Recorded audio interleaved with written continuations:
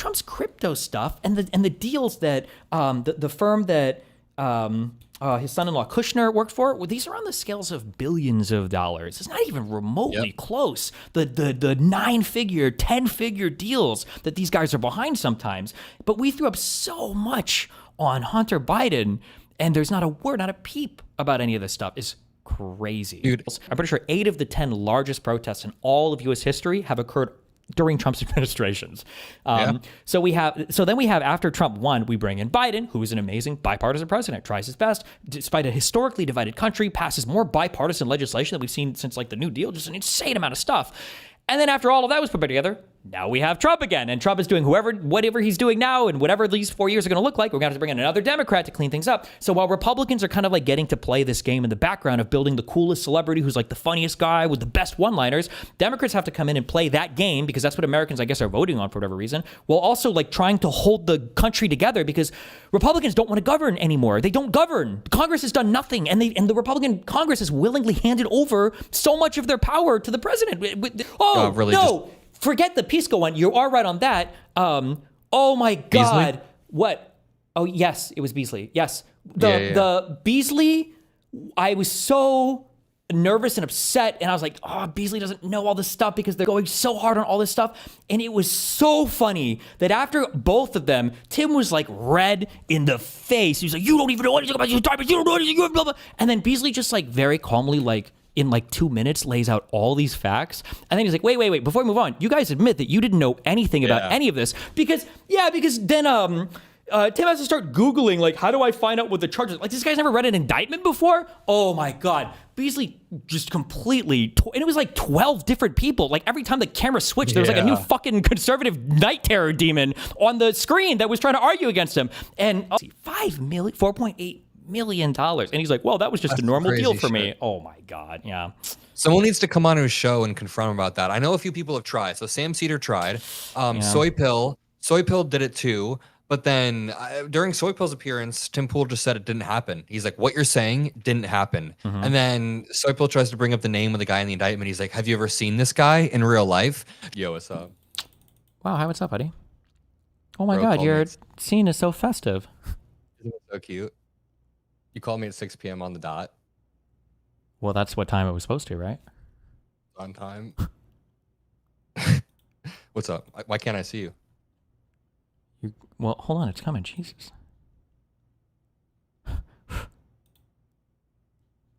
My camera's going to be really dark, okay? Don't judge me.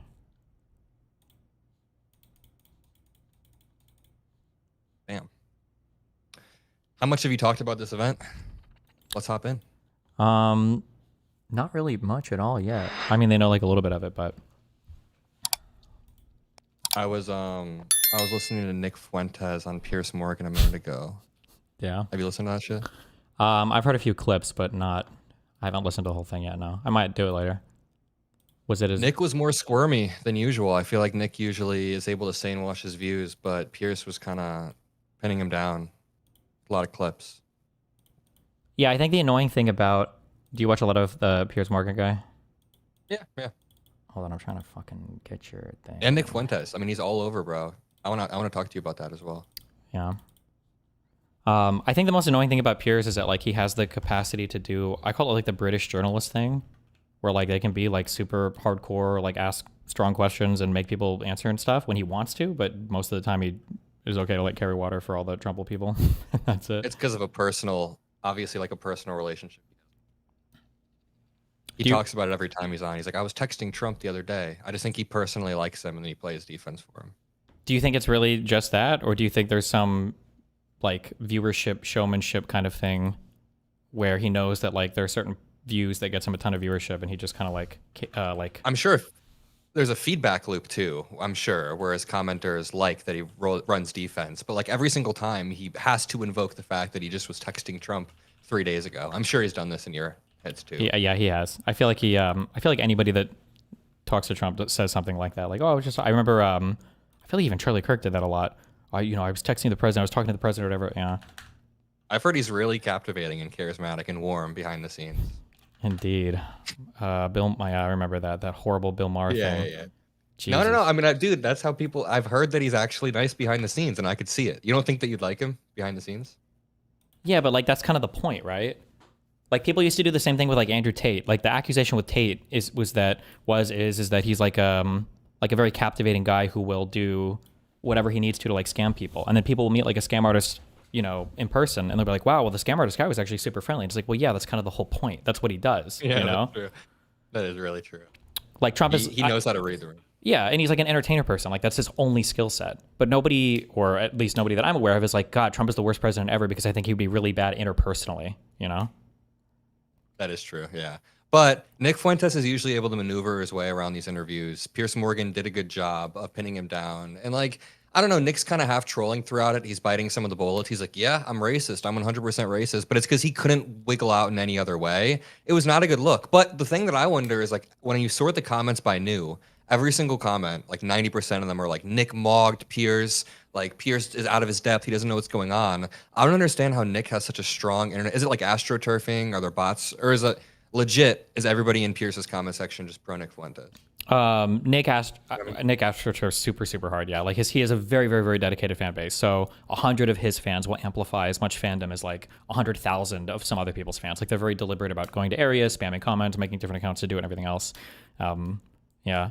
That being said, I mean, he's getting more play on larger shows, so I'm sure he's also picking up some legitimately new fans as well. But do you worry about him ever being like, do you think he could be like a legitimate operator in the Republican Party? Like, have you seen that clip of him saying that phase 1 is over, now it's phase 2? What they're going to try to do is get all of these groypers into institutions, into college campuses, into TPUSA and the Heritage Foundation, and essentially recreate what we saw with that. Remember that Politico article with the young Republican group chat? There were actually like 20 to 30-year-olds that were saying, oh, gas chambers, Hitler, blah, blah, blah. I think he wants to create that at scale. And he said to his audience, he was like, hide your power level until it's the right moment. And part of me was like, I legit think that there's a movement that he could build. I think it's not good. We need a strong counter argument. yeah, I think it's possible, but I think I still feel like that he's too extreme. Like it caps his growth quite a bit, at least with older people. I think with younger people, he could be very captivating, but these are like the least politically engaged audiences. But I mean, obviously, it's worth paying attention to. I think I'm curious, I guess, what you think. You're like you're my savior. The only person who actually is willing to like argue and debate these people and bring up actual points. One thing that I don't like that people do with Fuentes all the time is this is like a debate strategy from like 10 years ago. It's where you load up like old clips of somebody to say like you said this or you mentioned this about Nazism or black people or racism or whatever. And his haircut's like visibly different. His set's like 5 years older. You're like, come on. Yeah, and you can do it, but there's like two big problems. One is that you're avoiding talking about the actual things that he's talking about. So you're not actually giving any pushback. Like, I don't think fans of Nick Fuentes are ever being turned off by that. There might be some people who aren't aware of like the crazy stuff he said in the past, older people who are like, oh, this guy's probably not good.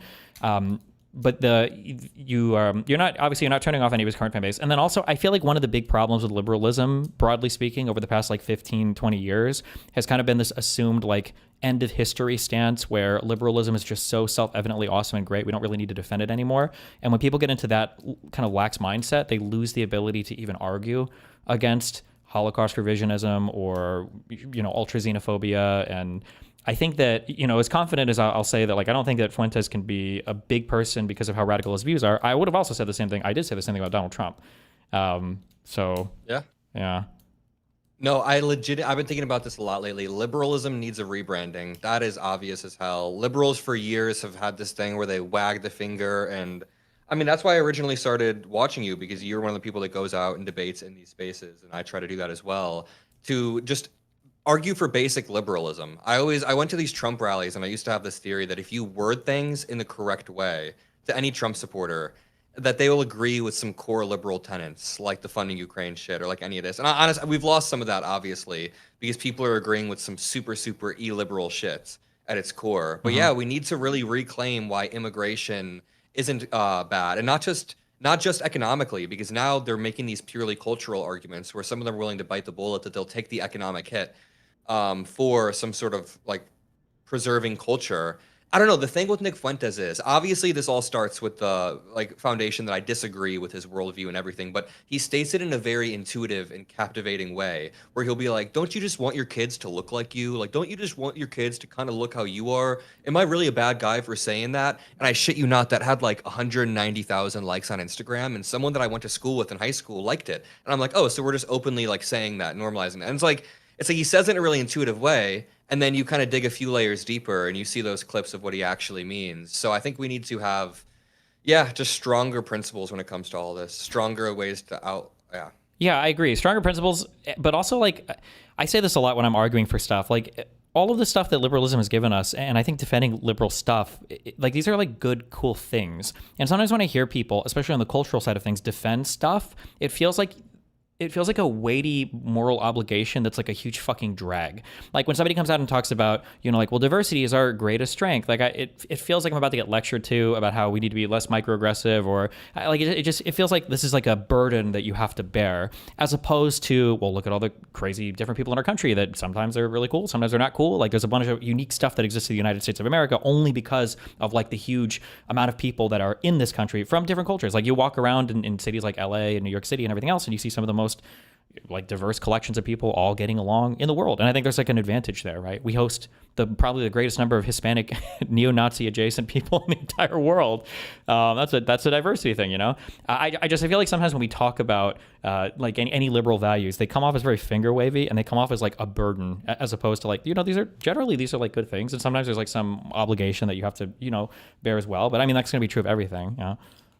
Yeah, and then there's the whole, like, liberalism also kind of is facing an uphill battle in any single algorithm, because no matter what platform you're on, you get incentivized to say the most extreme shit. So I don't know. I think that the clipping structure on the left, this is more of like a meta, like the clipping atmosphere of it all. But that's something I've been trying to work on, is have a few different editors who can clip and distribute stuff, because Charlie Kirk and all these people were just so ahead on all of this. And something I said in one like speech that I gave was, for every one clip of Charlie Kirk saying that MLK Jr. was a bad guy, we should have 5 clips of us just like owning MAGA college students on redlining, or basic Black American history shit, or just basic, I don't know, just basic liberal core tenets. And we're missing that. We're fighting an uphill battle every single day when Elon Musk can go on Twitter and just smack everybody with so much goddamn volume, and then our worldview isn't really promoted in the same way. But yeah, we do that through debate. We do that through just showing that these people aren't really that smart. Yeah, there's another arena that now you're participating more in that drives me insane. I don't know if you get this impression now, having participated on, some of these more mainstream media panels and being in front of the camera and behind the scenes and everything else.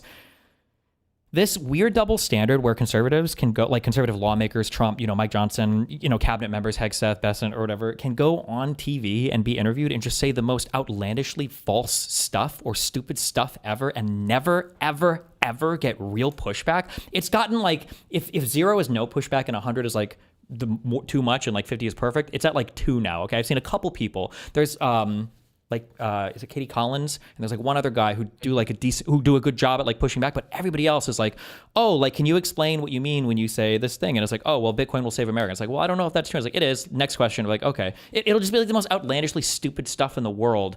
And they never actually are held to account for it. And then meanwhile, it feels like and that's on like liberal news networks. On right-wing networks, it's just propaganda 24/7. Yeah. But then when the liberals show up on the left-wing or liberal news networks, it's like, it's still like a really brutal, like everybody's so eager to show that they don't have Trump derangement syndrome, that they're not like a hyper-partisan far left person, that they're criticizing the left so much.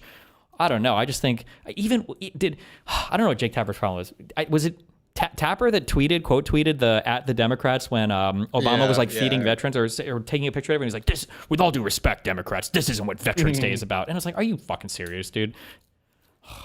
Yeah, the double standard shit's bad. I think it might be an access thing with like if you're too mean to Trump, he'll really kick you out of the room. But also, even if you're nice to Trump and you're a woman journalist, he'll still call you something like a piggy. He's attacked like 6 women journalists over the past month because he's demented as hell.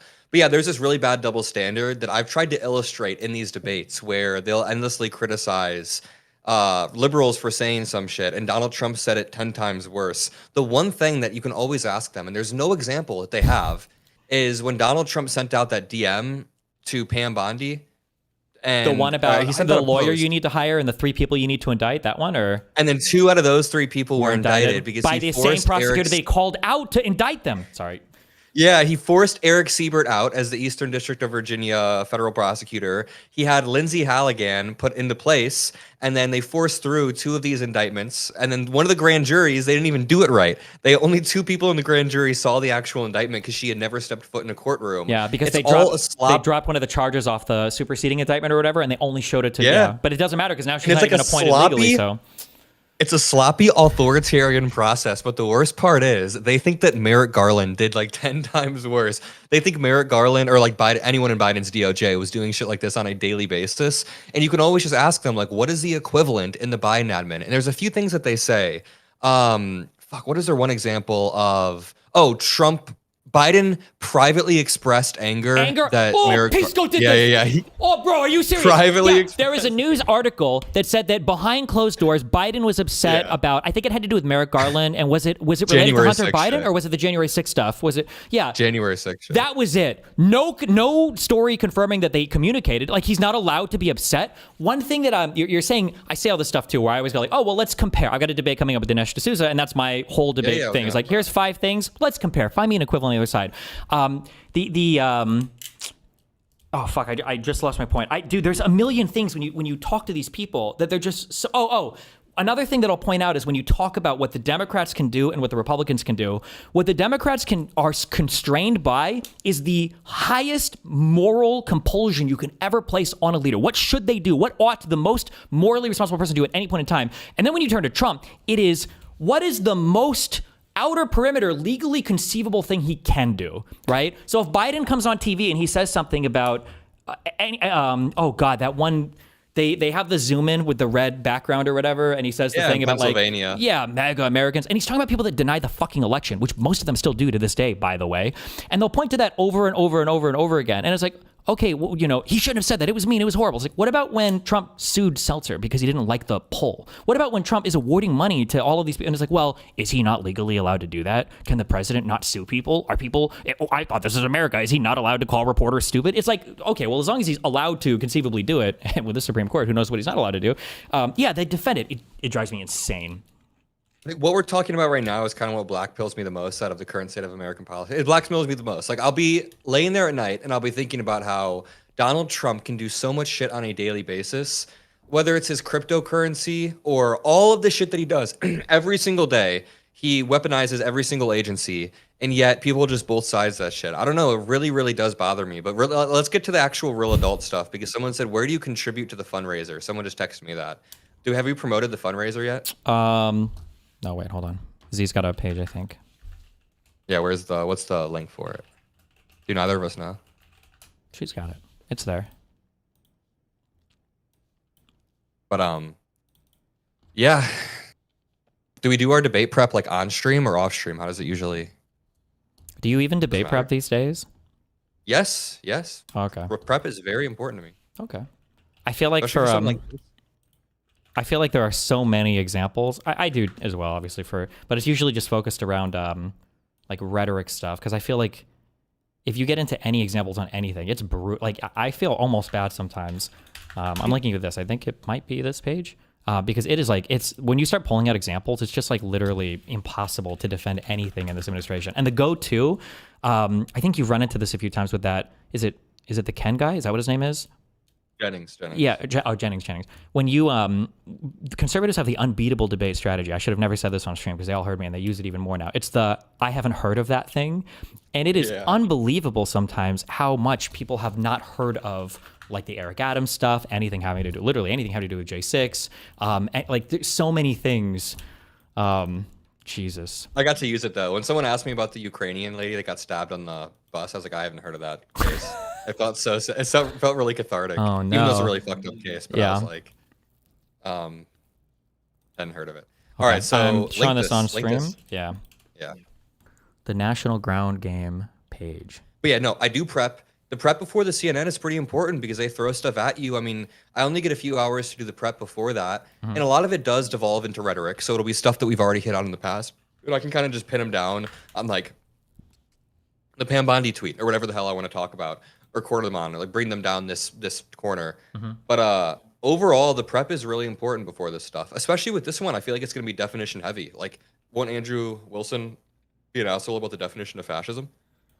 I don't remember what there's no way that's our debate topic. I would have again, but when we were negotiating this, I was like very big on like we're not having this debate because I think the thing that they posed was like, is Trump a fascist? I'm not having that debate with Andrew Wilson, and I told them as much. I said the debate is going to be like, is he like acting like an authoritarian or something like that? Because if it is over the fascist stuff, it's going to be Andrew Wilson playing definition games and screaming internal critique 400 times in 2 hours and then walking away without having discussed anything whatsoever. So fuck that. Change it to, was January 6th an insurrection?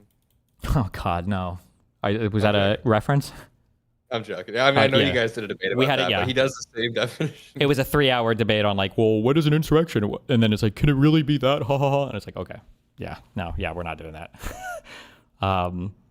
But the problem with, and then I know Myron is there as well. I've never heard, I just don't hear Andrew, not to be mean, I don't try to be mean, but I don't hear him debate on the substance very often. I feel like he kind of relies on like the philosophy tricks or like the logic tricks, basically. Yeah. I mean, the goal is to get them defending the Trump administration. If the prompt can be that, I mean, that's the. And then I want to do some audience questions as well, because I've had some conservative people that I know who are going to be at the event say they're going to come and check it out. So hopefully there's a microphone. We can set all that up. And I filmed my Jubilee in like mid-October, and they're not releasing it for another month. It's been the longest wait ever. But one of the dudes that they all really liked me after. Like I wrote my email down and they took photos. And one of the dudes just emailed me and said he wants to show up to the AM Fest thing and debate in the crowd. So I'm going to respond to him. Nice. Have you found, I feel like now, I'm actually, when you say blackpilled, I feel like most of the conversations revolve around either they don't know something, or they'll say that the Democrats did it first, even though there's absolutely nothing comparable. Or I think the most depressing thing is they start owning positions that I know they would never accept under a Democrat. So things like with the stuff related to Pam Bondi, one argument that I get into with so many, like even lawyer type people, where they'll say things like, well, isn't the DOJ under doesn't the Attorney General serve at the pleasure of the president? It's like, that doesn't mean they tell him exactly what to do. And it's like, yes, it does. And that's actually totally okay. And it's like, there's no world where you would accept this under a Democratic president. You would never accept this. Yeah, I've had to learn how to word things in stronger ways. I have, Micah Irfan, he's big on Twitter. He helps me prep. He got like a perfect on his LSAT, really smart dude. So he's always helping me word things. And I remember one time I was on with Scott Jennings on CNN and I was like, Trump is appointing loyalists in all of these key positions. And then he reworded it like, oh, the president appoints people that like him into positions that help him. Yeah. I'm sorry. And then as I was trying to get out my response, I think we started to wrap up. But it's like, okay, rather than saying the president is appointing loyalists, there's ways that I can word it. And I don't know. Like, how would you word that in the strongest possible way?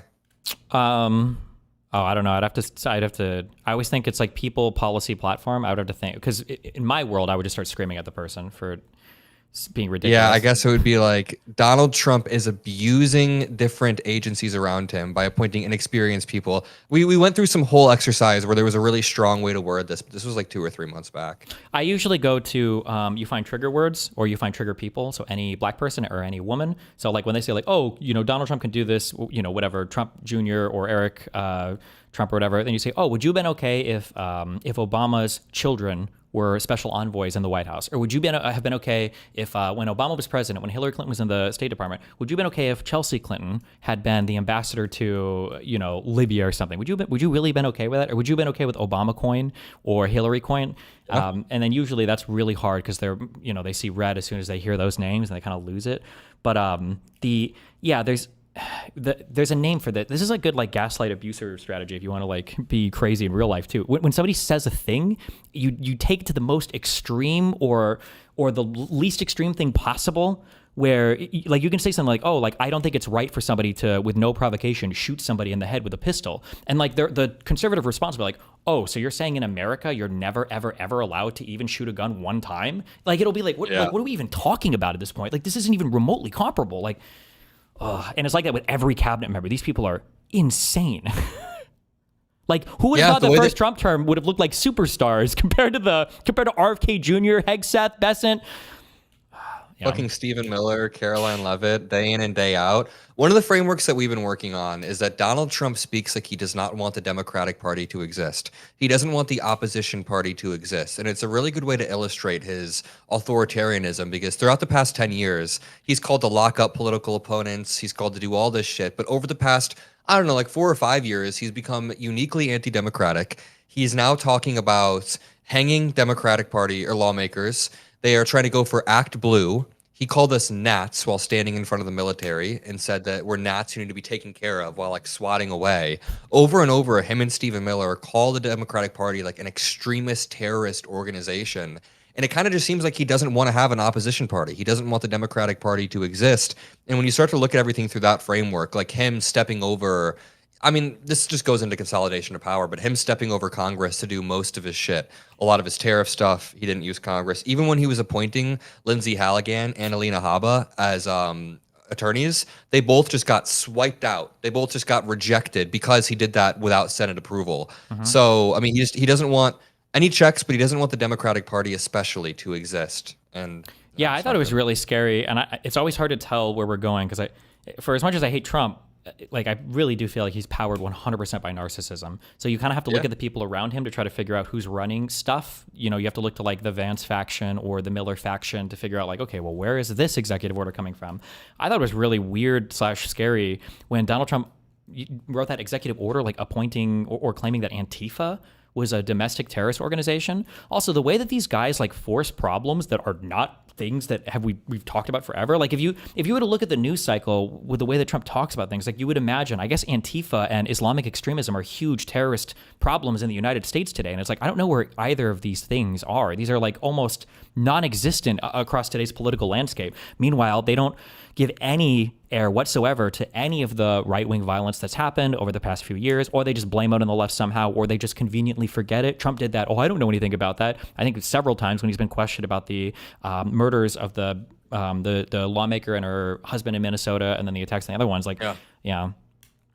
But no, it really fucks with. This is like the Trump derangement call at this point. We're just going back and forth with awful shit Trump's done. But the one that really fucks me up too is over the past few months, he posted an AI video of Obama getting arrested and pulled into a jail cell. Then like 2 weeks later, he posted an AI photo of Chicago being invaded, and it said Chipocalypse Now, whatever the fuck, making fun of Apocalypse Now. Yeah. And there's like legit jets going over Chicago where I live. It's kind of fucked up. And then they send the jets into Chicago. Then Trump says he wants to arrest J.B. Pritzker and the mayor. I just don't understand how this doesn't break through to the average person. It's pretty fucked up. I think the big issue. I think the big issue that liberal media just didn't spend enough time fighting against was the problem is that if you can rewrite history, you can justify basically any future action you want with just the whole, well, they've already done it. And I don't know how you feel about this. Actually, there's two things that trigger me so much. Liberals have actually let go of like the truthfulness on a few stories that I don't even know why they conceded. One is for some reason, even Snopes and all the fact checkers have now conceded this, where they're like, oh, well, when Trump said there were good people on both sides, he wasn't talking about Nazis. Yes, he was. He was talking about the night march with the tiki torches at the Charlottesville riot. He was specifically referring to the night marchers. That was referring to the Nazi people that he said there are good people on both sides. I don't know why Ben Shapiro has a really good video covering this the day after, because it has to do with Jews, so it's the only topic that he actually cares about when people are being, hateful or bigoted. And Trump was very specifically referring to the tiki torch marchers, and he can never disavow or call his side out for anything, so he had to both sides it. That's one where if you ask most, like if you were to go on any mainstream media network and ask them, they go, yeah, we lied about the both sides thing. Trump didn't really say that. And then the second thing is the Russia collusion, Russiagate. They're like, yeah, that was all a lie too. No, it wasn't. It'd be like, where were the indictments? Oh, everybody around Trump was indicted, and it's like 12 Russians were indicted for actual election interference stuff. Like Roger Stone was directly colluding with the guy who was literally hacking the DCCC and leaking everything online, the Guccifer 2.0 guy and Assange. Or Manafort was directly working with Putin over in Ukraine. Or it's just like, or the Trump Tower meeting. Like people just don't know anything about anything. So when they're allowed to rewrite the history and say, well, conservatives have never done anything bad, and the Democrats have done all these things that they haven't, then it's like, oh, okay, well, then I guess people are like, well, I guess the Republicans can do it, and it's totally fine. And it drives me insane. Yeah, like, how do you think the narrative will be written about January 6th in history? Are we going to win the narrative on that one? Are you ever going to release your video? I think that's the one thing. Oh, we're trolling? Oh, we're trolling now? Okay. That's the bulwark between history remembering it as... That's the fork in the road? a Fedsurrection. I saw some tweet earlier. Some guy was like, "I'm a J6er. Yes, I was there. Yes, I like MAGA, and the election was stolen." Then he was like, "J6 is a Fedsurrection. They made it all up." In the same tweet, I was like, "Average schizo."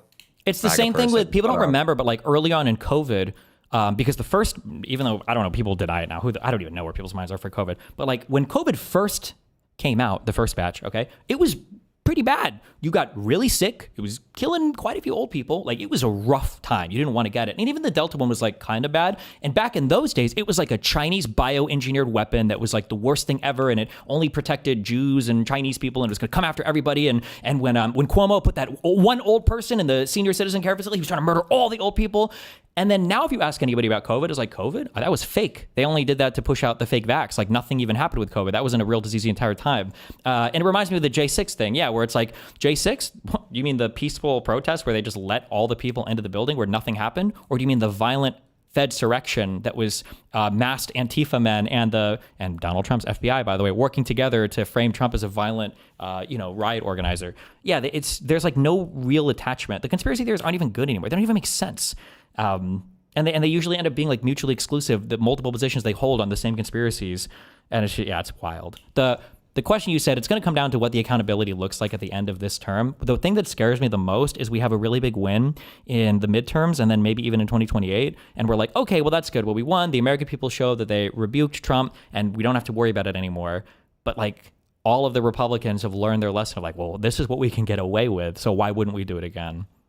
Yeah, like a return to normality. If we have another Biden type president who tries to go back to the status quo, that was a huge mistake. I think that Biden's presidency not only was a huge mistake on that, but I've been thinking a lot about just his pitfalls, and I feel like he fucked up on immigration a lot. He should have had a lot more clarity about that. It's almost like he was too scared to come off as like xenophobic in the post-Trump era, so he just didn't talk about it as much, and then it kind of got out of control. Obviously, the open border shit isn't true, but as I've thought about it more, I just feel like that wasn't good. The inflation wasn't his fault mainly, but he got blamed for that. He obviously couldn't communicate near the end of his term. But I mean, that's kind of true. This is an unpopular one. I would never argue this on a big media show or whatever, but like the illegal immigration thing, that was a fabricated issue thrown up by the conservatives. And the reason why I know this is because one, they've barely deported anybody and they all pretend the problem was fixed. So was it never a real problem in the first place? Two, people in swing states cared about that way more than they should have. I do not believe that there was a Mexican underground railroad, okay, that were funneling illegal immigrants up to Pennsylvania. I don't think that was happening, okay? And then number three, every time Trump brings up illegal immigrants, there were more and more that came in. Initially when he was running, I think he said 15 or maybe 20 million. The last number I heard him say was 30 million. So I don't even know what it's going to be by the end. 30 million illegal immigrants. A tenth of the U.S. population is illegal immigrants? Like, it doesn't even make sense.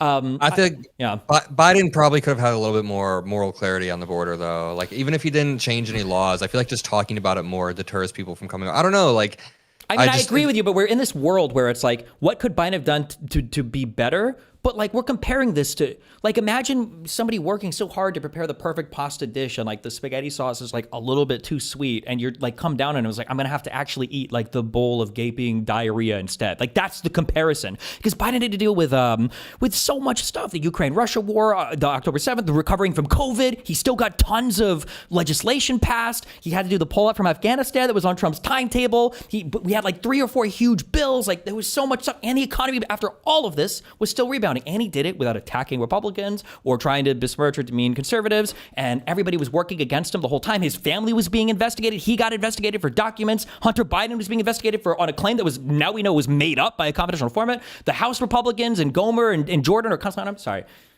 I'm just saying, it's not a fair game. It's just like, he had to deal with so much. Donald Trump gets 12 months to return documents to NARA, can't do it, and is lying about it the whole time. And he's like, I was unfairly prosecuted. It's like, give me a break. I just think when Trump gets into office and he's able to close the border with some really easy like executive orders and he uses a bunch of rhetoric that acts as the deterrent, it kind of made Biden's border policy look a little bit weak. And I know that it's more complicated than that. I understand that people were abusing the asylum process. It was shit like that. But I just think it's the same thing as like, well, this is a really bad example, but when Donald Trump when he got that Israel-Gaza peace deal like a month or so back and they put his face everywhere, I know it was short-lived. It was like 48 hours, but I remember thinking, wow. I remember speaking to some, they were like, wow, Biden looks really bad in this moment. But overall, I don't know. I just think that Trump has also undone a lot of Biden's landmark legislation too. It's all really blackpilling. Biden's presidency was solid, he was good, but he fucked up on a few key areas, I think, and it really manifested when the next election came around. Like when Biden didn't have the clarity on immigration, Trump was able to use rhetoric that was so far right that people didn't really have a good alternative. Like what was Biden's message on immigration last election? I don't even know. I guess I mean, like the immigrant. secure He had a border. message on 50 million other things, but I mean, they had a bill Yeah, that I they don't tried to know. pass at the end that Trump literally had no problem sinking. Like at the end, though, I know I've used that same talking point, the Langford border bill. I've used the same point, trust me. But I just think like 3 years into it, really, like that's Biden's. I don't know. And this is me doing my most charitable. Like this is me criticizing Biden in the most charitable Republican lens. I'd be like, yeah, I think his immigration policy might have been a bit bad. Other than that, he mogs Trump on everything. Obviously, Trump's an idiot. Yeah. Yeah, I guess my issue is like I don't even know what to point to for Trump. And as the years go on, like I can still point to more and more things.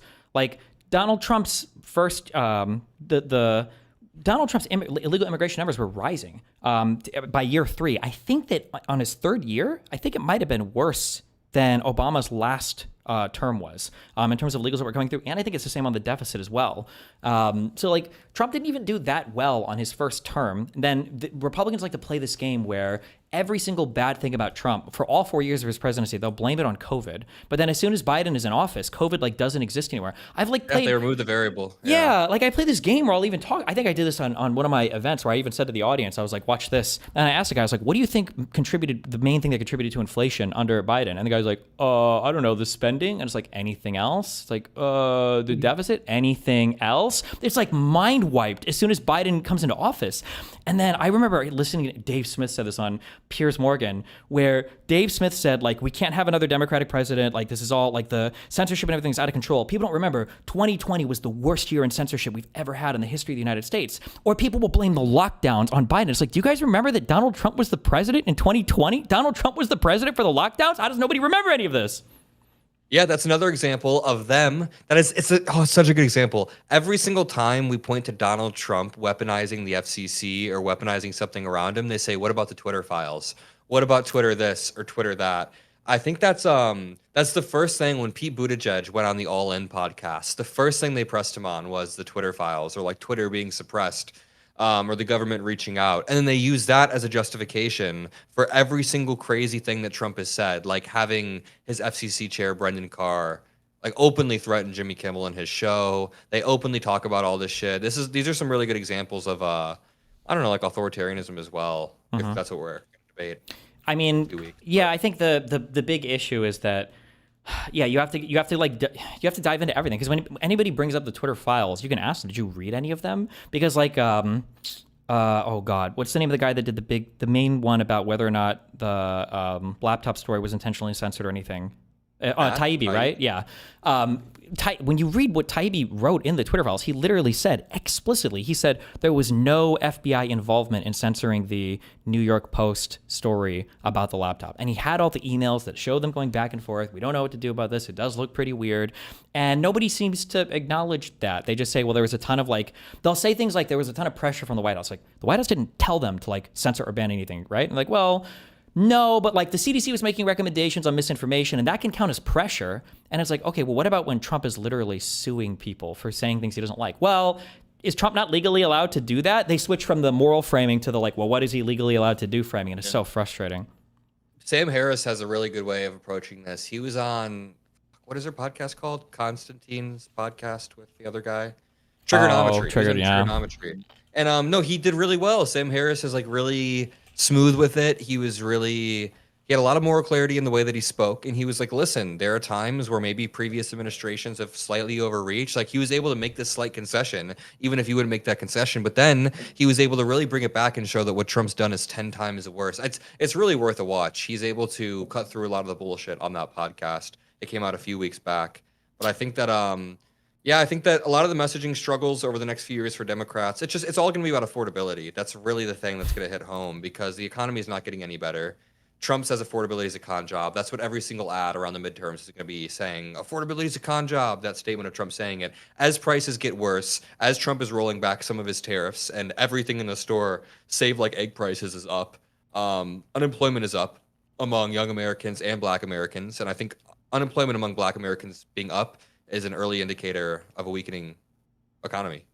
Sure. So I've heard the same thing said. I haven't looked into it, but I've heard the same thing said about like military recruitment as well, that they try to like park, their car on those numbers. Like, well, we're recruiting more than ever for the military. It's like because nobody can find jobs. Like the tariffs aren't helping. I hate, dude, Besant and Lutnick. Watching either of these guys talk about anything about finance or the economy drives me so crazy. Besant is like surprisingly uncharismatic. Not to be an asshole, but every time he talks, he's like really stiff, and I'm like, this guy. Besant? Trump is Besant. Yeah. Oh, He's the one that's really uncharismatic. He's like, I don't know. He speaks like, I don't know. What was the last analogy? He tried to do like a thing with I wish I could remember the name of the lady. She asked him a question about something to do with the tariff or the budget or something, and he was like, "Oh God, what did he say? Do you know how much your arm weighs or something?" Do you remember this? No, I don't know. Every time they're posting stuff about the economy, they always have like the wackiest and craziest ways to try to cope about whatever the numbers are. The fact that we just like lost the October jobs report and we're just not going to get, I guess, the official numbers on that. Just like, okay, whatever, dude.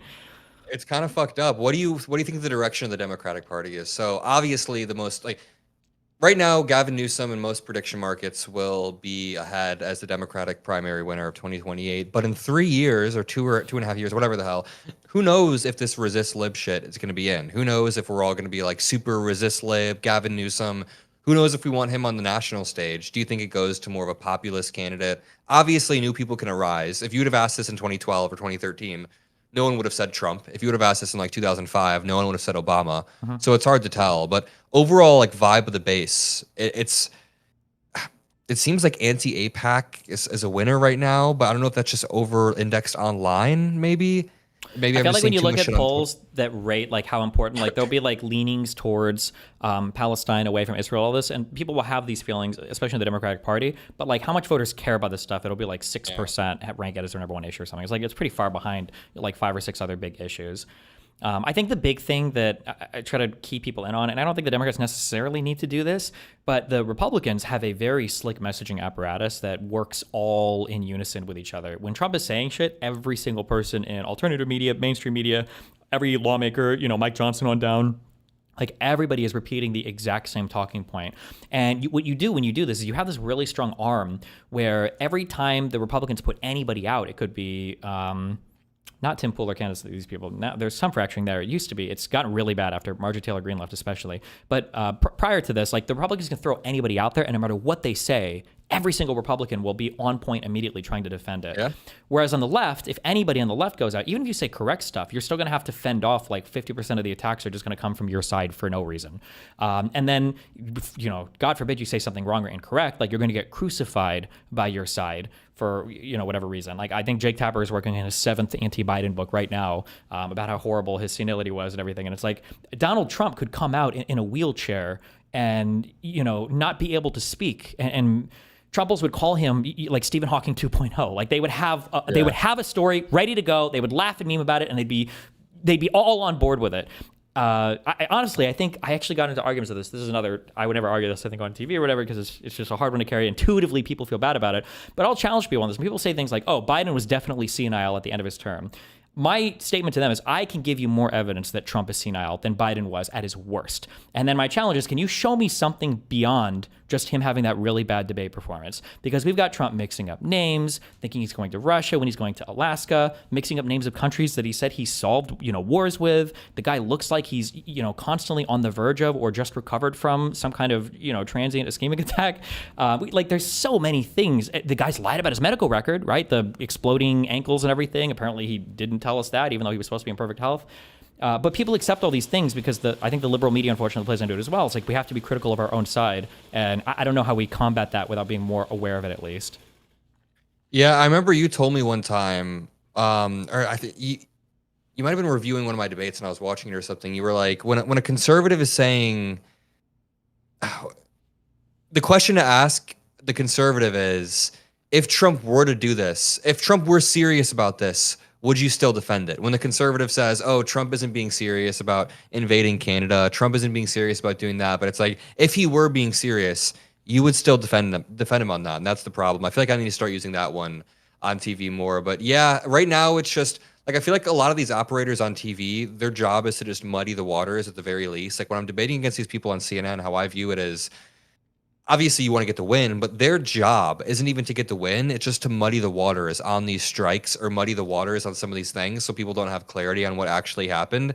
There's something I talk about on my show a lot when it pertains to algorithms. It's like the pipeline to volume theory of algorithms. I'm always chatting about this. It's that conservatives have a really good pipeline that they pull people down, and they just hit you with a shit ton of volume. So some good examples of this are if somebody is a young dude and he has dating problems and he's looking up good dating advice online, it sucks him down this pipeline to Andrew Tate inevitably, and then you're getting advice from like the Andrew Tate types. Or if you're a young dude who wants to work out a lot, like I see my young friends liking workout reels, it takes you to Make America Healthy Again. And then it hits you with volume, volume, volume. It's happening with young women who just had kids. It's making them like anti-vax or like really, really skeptical of certain medicines that Birth control is a big one that they'll take. also fight with on Women on too. That it makes you crazy and mind controls you. That Lindsay, is it Lindsay Lee or somebody Lee? Yeah. It is. I remember she was talking to Anna Kasparian about how she was the a big person, I guess, in the Democratic National Committee or whatever, and she left and said that she was mind controlled for 10 years by birth control, and it's why she was making bad decisions. Lindsay Lee. Yeah, Lee, I know that one. yeah, that's yeah. crazy. That person. But then, like, well, people are like, or I have friends that are anti-APAC. They suck down the pipeline, and now they're watching Candace Owens and Nick Fuentes, or they're just Christian, and now they're watching Charlie Kirk clips. And then once they suck you down the pipeline, they have so much volume. Like, think about how much Elon Musk tweets on a daily basis. Probably about 50 times every day, and each tweet gets 18 million views, 10 million views, 300,000 likes. Think about how many unique clips there are of Charlie Kirk, not just like repost clips, but unique clips of him, probably like 10,000, probably like 5 to 10,000 clips of him just debating college students. So that goes back to what I was saying earlier. For every clip that Charlie Kirk has of him dunking on MLK Jr.'s corpse or whatever, we should have 5 clips of us explaining Black American history and how important it is to know that redlining existed. I don't know, like systemic racism, for example. I think that term's probably got to go, but the concept of systemic racism, it's so intuitive and so true. Black Americans were oppressed for a few hundred years. Laws like redlining have put Black people at a disadvantage. That's the narrative that we need to be spreading to combat some of this really ultra-racist shit that's being clipped up all the time. And that's an intuitive narrative, but we're not really getting out there taking advantage of the systems in the same way. And that's something that we're trying to fix. So like I'm hiring a few editors, and in 2026, we really want to scale up the operation so that we have, I'm doing these debates, say our debate on the 20th, be there, people that are watching. And then we have my Jubilee coming out in like early January. So imagine like all these clips are ideally being clipped up and spread around in a really, really solid way. Like with Midas Touch, we work with Asen on Twitter, and he's a really good, effective clipper, but of mainstream media. We want to create our own version of that for alt media. And yeah, create these pipelines of our own. Obviously, it's a simplification of what happens when I say this pipeline thing, but like I've seen my friends do it. I see so many of my friends liking Nick Fuentes reels or liking Maha reels. Friends that I used to know in high school that were never really inherently political. They just think Nick Fuentes is funny or what he's saying is funny. And it's definitely not good that we're losing the clipping war this hard. And also our candidate in 2024, as much as I think Kamala did well for 107 days, like she did what she needed. She did well, but she was obviously a bit too scripted. And she didn't go into a lot of the places, the high-risk places that she needed to be. So we need less of these risk-averse candidates. We need people who are out there. Like, whoever is not risk-averse in 2028 and is willing to go in these places and take these risks, I'm totally for. Anyone who runs on, like, dumping Trump's jet into Trump's Qatari jet, emptying it out and dumping it into the ocean.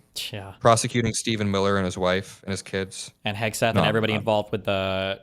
Oh, you're joking? Oh, just kidding. Okay. Yeah. I definitely. I was joking about the kids part. The kids part was a joke, but yeah, Stephen Miller can. So I agree with everything you're saying, but I still think all of this comes from, it's like a byproduct of the insane amount of synergy that all of these people have with each other. Yeah. And I think that because they have this synergy, all of this other stuff just effortlessly flows. And it's really nice because it invites other people into the media apparatus to work with them as well. So for instance, when you bring up like these pipelines that take you to all these different areas, RFK Jr. or Andrew Tater or Michael Knowles, Kevin Knowles? Michael Knowles, right?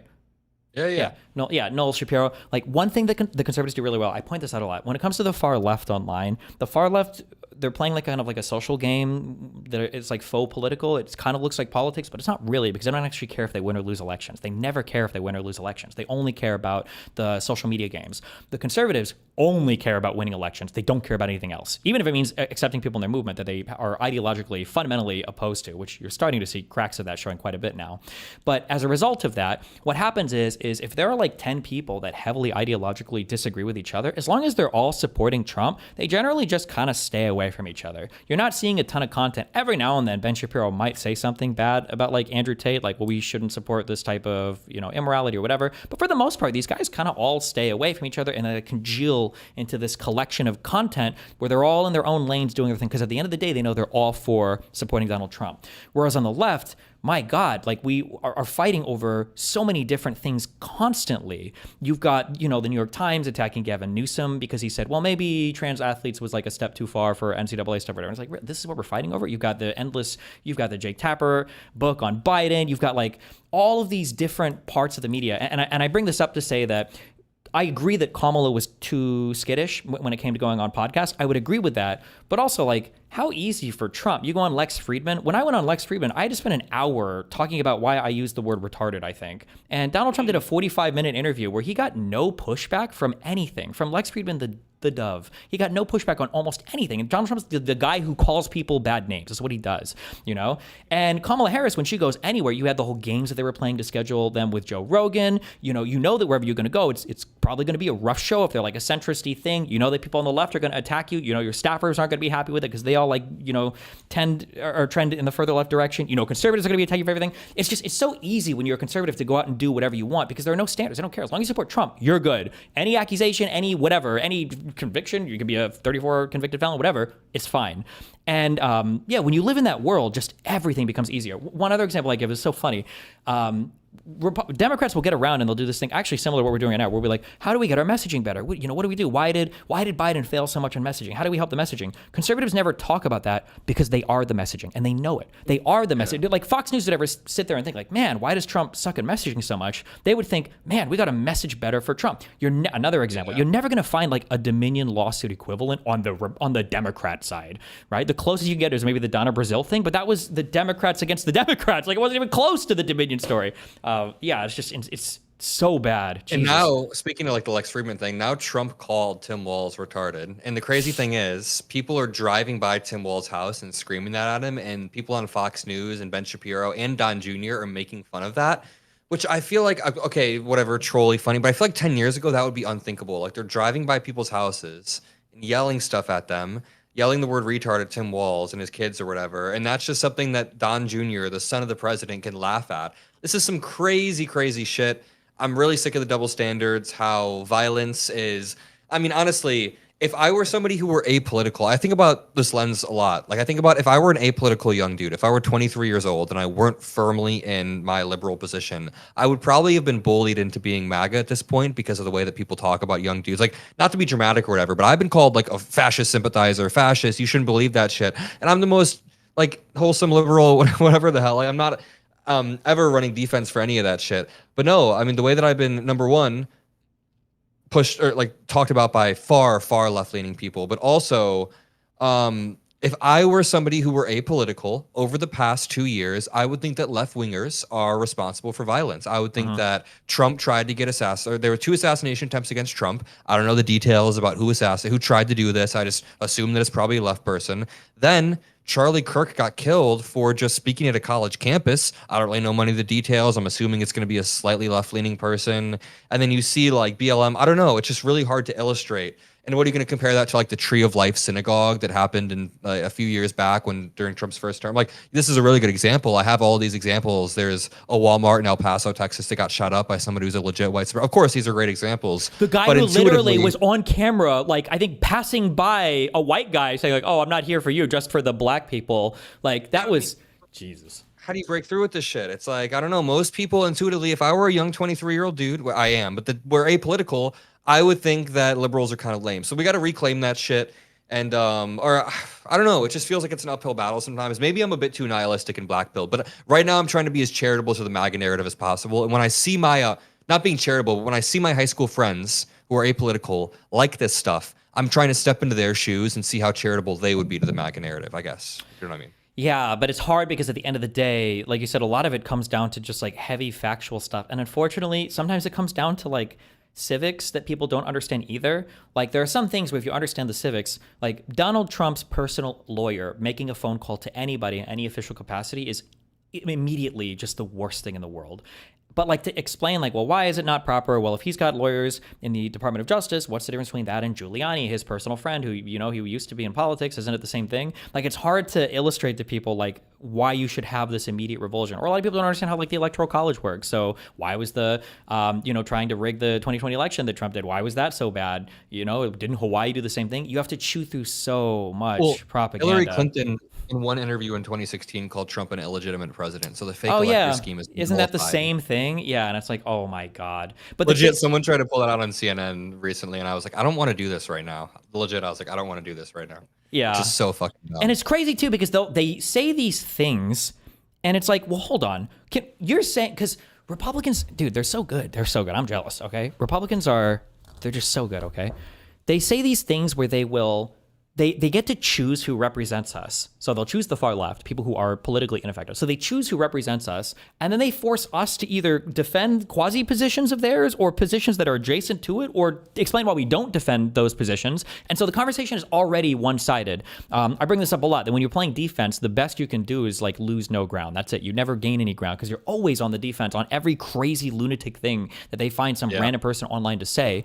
And then you don't actually, but they know, when you talk on their side, they know how ridiculous this is. So for instance, you bring up the two great examples are, one is the Hillary Clinton illegitimate president thing about Trump, right? Oh, okay, so Hillary Clinton said that.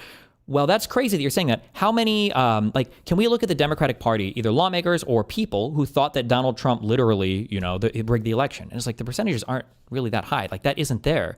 Or when you look at the COVID stuff, when people talk about the vaccines, a lot of Republicans now will say, oh, well, when the vaccines came out, you guys said that they were going to be 100% effective. If that's true, then why are Republicans the only people who heard that? Because no Democrat heard that. We all had the memes about, like, did you get the J&J or did you have the Moderna or Pfizer? Nobody thought that they were all 100%. You guys said that we thought that, but we didn't. And somehow you're able to like highlight that on our side. And I don't even know what we're arguing about because, yeah, we don't make any arguments about what's actually happening anymore. It's just like, this is the fantasy land that conservatives want to create, and then we have to fight in that fantasy world all the time, and they're happy to keep the battle locked there for as long as possible, while Donald Trump operates basically as a lawless president who pretends that he is the only member of our government. It's going to be so nice to be back in power, dude. Oh my God. I hope the Democrats have learned a thing or two, and we kind of get back into power, and they're a bit fierce with it, because we need a new version of the party. I was really disillusioned. So let's try to think back. On election night, I was live streaming, and I'd been saying for a few weeks, like, we did a panel together a few weeks before, and I said, I think Trump might lose. Or no, sorry, I think Trump might win. And I remember everyone was like, wow, you're a buzzkill. But we were all like, no, there's a legit chance Trump could win. We all knew this, right? But it just kind of smacked me in the face on election night when it happened. And I remember being like, oh, fuck. And then thinking about Elon Musk being in power, I was like, oh, fuck. Like, it's Elon Musk, RFK Jr., all these people have won. And then throughout the next few months, I started to get really, really blackpilled about the entire Democratic Party and how weak they are. And all my friends that used to say Democrats are kind of spineless and weak, I started to sort of see that. And I feel like you're more of a Democratic shill than I am. Like, I feel like you're pretty hard line. Yeah, like, you don't, absolutely. Like, you don't like when I remember we did a podcast in January and I was trying to criticize the party after we took a fat fucking loss, and you were like, nope. Even now with Biden's immigration, like, you just gotta, maybe I'm going a bit off of intuition at that point where I'm just like, it feels like Biden's immigration. I'm doing the thing that, who's that one guy you just talked to recently? Yeah, true. Where he's like, I feel like Tom something. Oh, he's like, Tom I feel Bilyeu. like My mental model. I don't know, but I mentally map. It's Tom Bilyeu, yeah. My mental mapping of you says that we have intuitively these disagreements. Like, okay, well, I just gave you 20 examples. Can you give me one thing in counter to what I'm saying? Yeah. No, I get it. And it just feels like, no. But then I started to get really disillusioned with the Democratic Party earlier this year, just because it felt like they weren't meeting the moment. We weren't fighting back. The Democrats were being kind of pussies. The messaging sucked.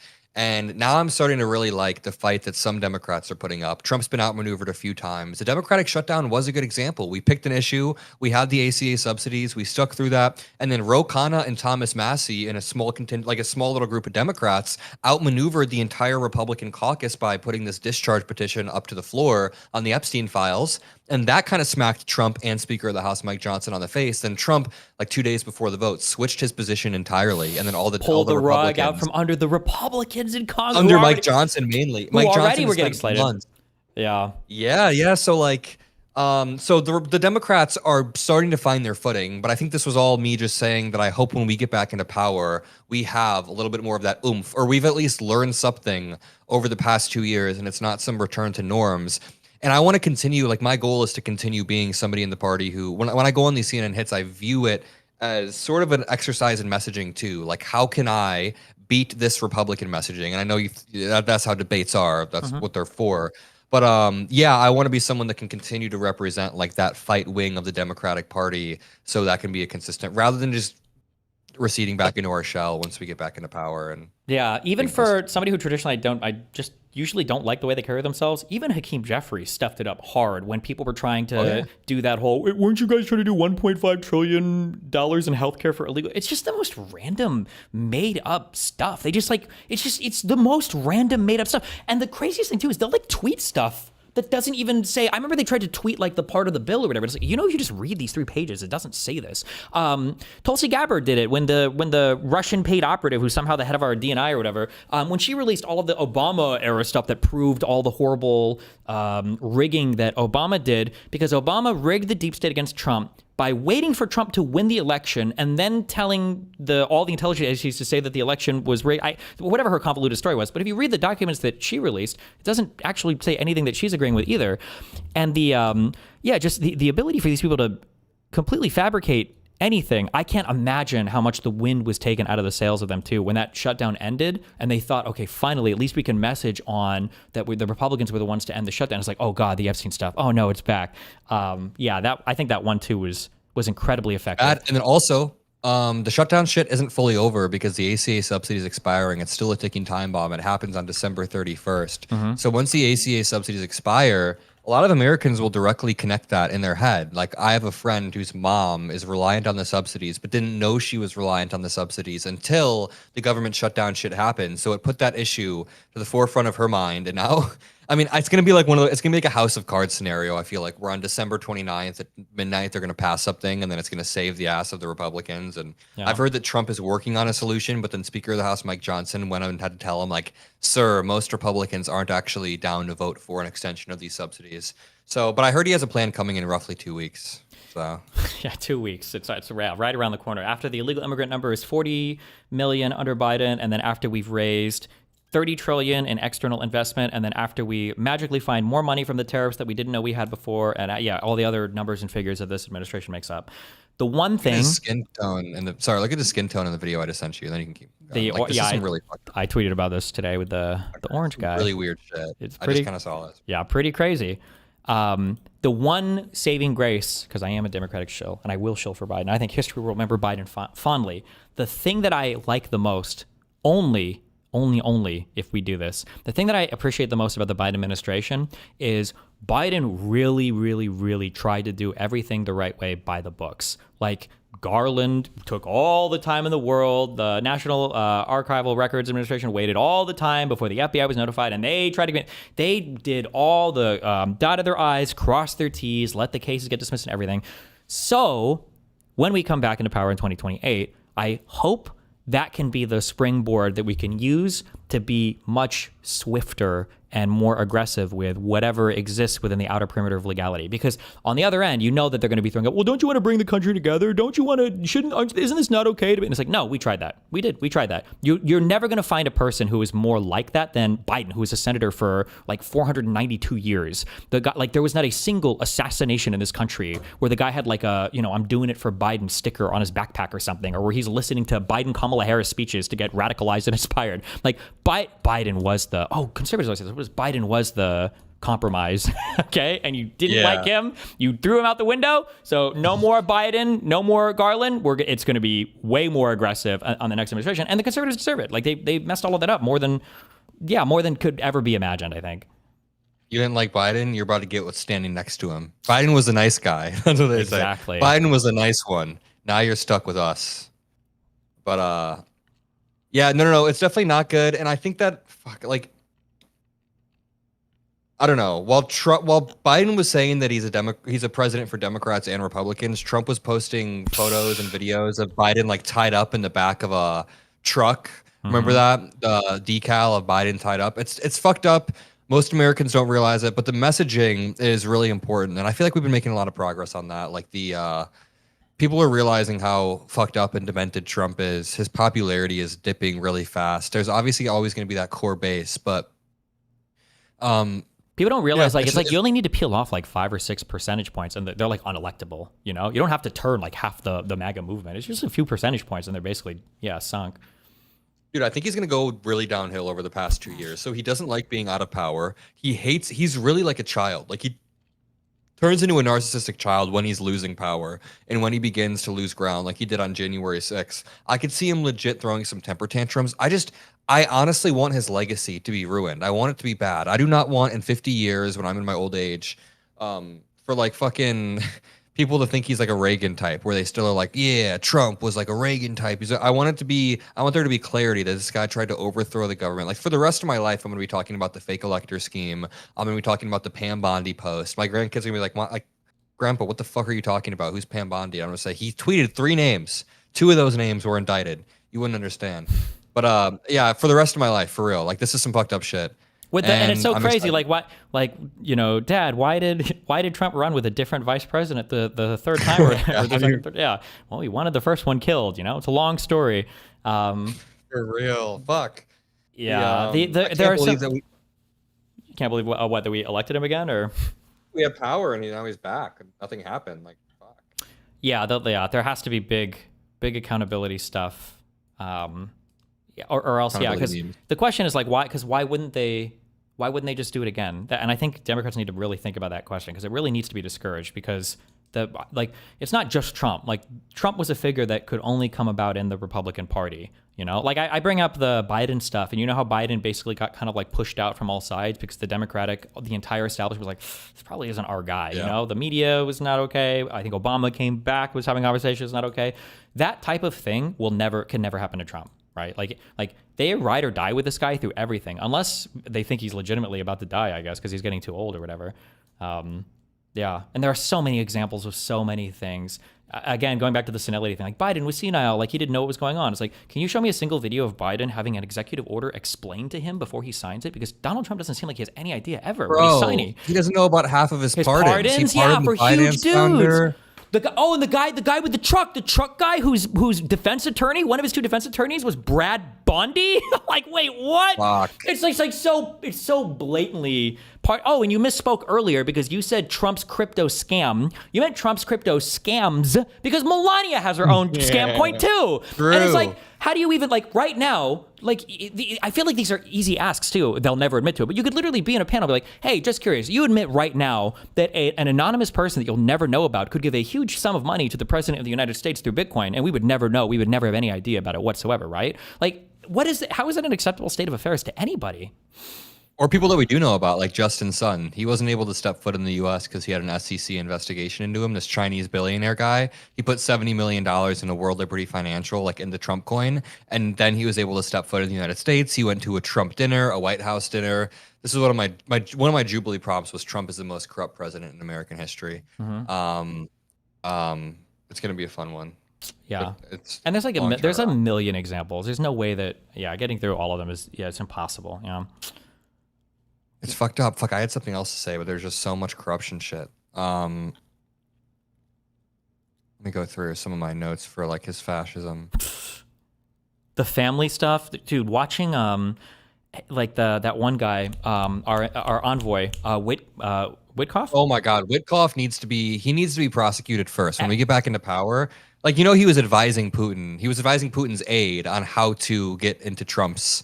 Like how to manipulate Trump. From a plan. Yeah, all of that leaked. But even more than that, the fact that the Witkoff is like directly associated with that huge business that Trump's, I think, kids are associated with. That goes around like selling deals all over the world while he's also the envoy. World Liberty Financial. Yeah. Like how dare you ever bring up conflict of interest? And also, and this is hard too, not to hit on my working class people. I think sometimes people don't understand the scales of money involved sometimes with how crazy some of the Trump stuff does. Like once you're past like $1 million, it's all the same to people. But like people don't realize like the Republicans, kicked up a storm over Hunter Biden, whose like lifetime earnings, I think, is on that Burisma board were like $5 to $10 million. Donald Trump's crypto stuff and the deals that the firm that his son-in-law Kushner worked for. Well, these are on the scales of billions of dollars. It's not even remotely close. The 9-figure, 10-figure deals that these guys are behind sometimes. But we threw up so much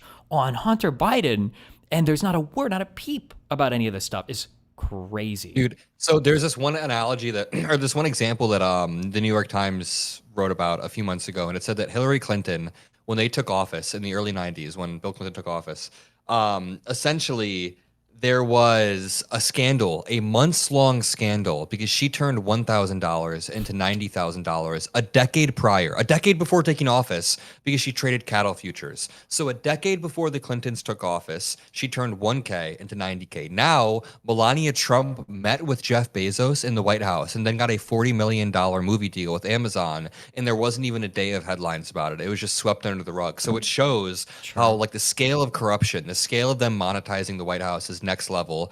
Trump's net worth has gone from $4.3 billion to $7.3 billion over the past 10 months. I was talking to Michael Cohen once, and he thinks that it's more like $10 billion. He thinks it's almost tripled, or I mean, doubled or tripled since Trump took office, which is just insane. But again, people both sides, like, we really need to find a way to message against this both side shit, because they'll say, oh, Nancy Pelosi did this person did this. And it's like Nancy Pelosi's corruption is a grain of sand on the beach, and Trump's is a sandcastle next to it of just pure crypto Qatari jet corruption. They're building a golf course in Qatar that Trump used taxpayer dollars. It's all fucked up, and now it's just like, yeah. I mean, we've been sitting here listing all the things that we hate about Trump, obviously, for like an hour. But like, how do we break through with all of this shit? Because now we're just circle jerking. I think it has to be people in the media. One, people can't let people just lie anymore. Like I said, it's Katie Collins, and there's one other interviewer that does a good job at this. But it can't just be that they're just allowed to say a lie and then have that, be left unchecked. Like, they need to constantly be called out. They need to constantly be fact checked. Because if you're listening, like. If you think that 0 people died in the Holocaust, and I think that 6 million Jews died in the Holocaust or whatever, and then I'm allowed to go on and argue for 6 million, and you're allowed to go on and argue for 0, and the guy, when you say 0, the guy's like, well, maybe, but the other guy makes a point too. It's like, okay, so maybe the number is like 3 million, I guess. Like, that's not a win.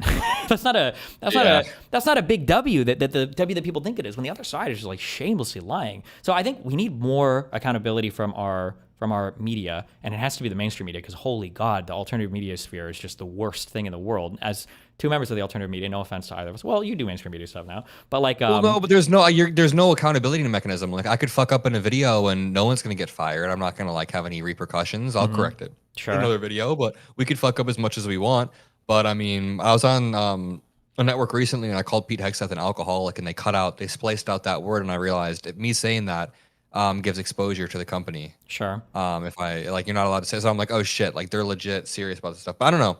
I'd want to interview Trump. Like, interviewing Trump would be such an interesting thing. I feel like he'd throw a tantrum, but I think it's also good, just on that thing real quick. You said for how do you cut through? It's important to hold them accountable on things they failed, because they're very good at moonwalking away from things. Like Doge, everybody knows that Doge was a monumental failure, and that needs to be brought up over and over and over again. That was another thing I was saying. Yeah.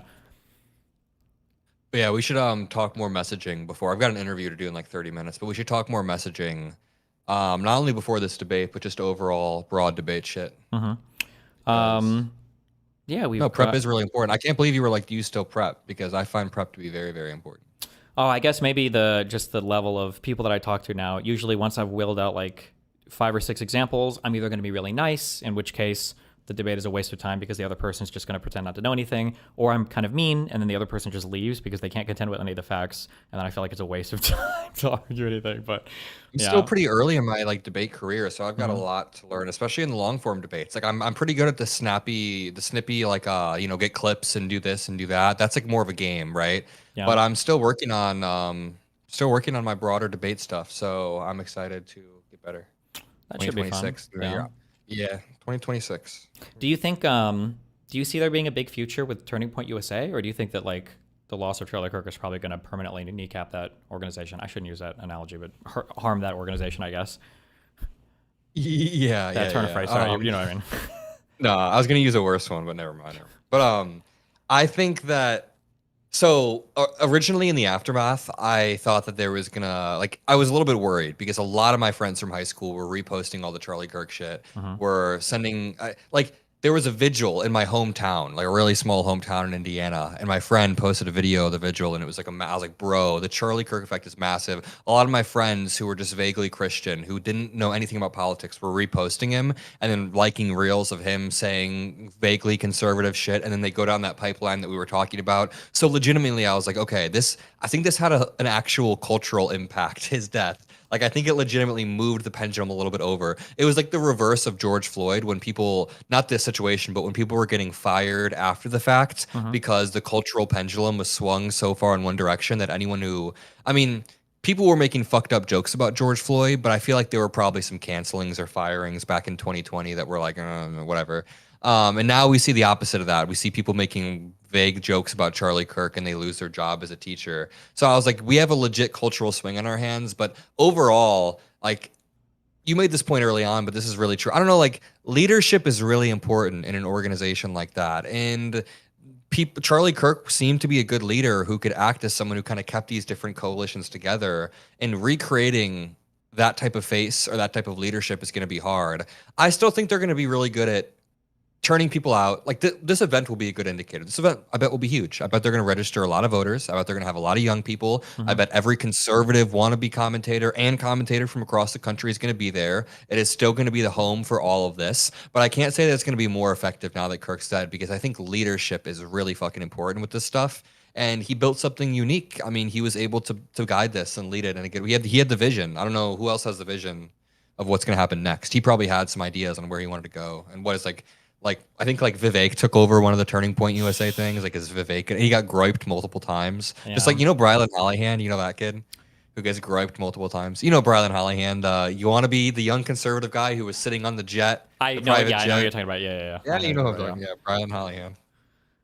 Yeah. There's a lot of Yeah, that's more drama. I was gonna say gay accusations. I've seen the Milo Yiannopoulos back and forth about Benny Johnson. Yeah, yeah, yeah. Have you met a Just curious? Have you met a single Benny Johnson fan in real life? Do these people actually No, exist? no, I think it's a little bit astroturfed. I've even met Dan Bongino fans. But not Benny Johnson fans. I think that it's a little bit astroturfed.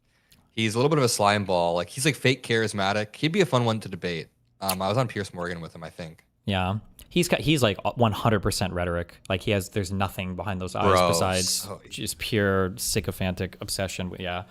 The person I hate the most, Jack Posobiec. I can't believe this guy's like in the press pool or whatever asking questions. Have you heard anything about this book? Was it like Unhuman or whatever? Unhumans or yeah, I mean, I think I've heard, yeah, where he says some fucked up shit in it. it's yeah, basically just like his view, his characterization of like political enemies who are like liberals is just like all these people are more radical in their personal lives or in the things that they say behind the scenes. Even when you look at the January 6th stuff in a dark way, it's very funny. There's like pre-Ashley Babbitt and post-Ashley Babbitt. Pre-Ashley Babbitt getting shot.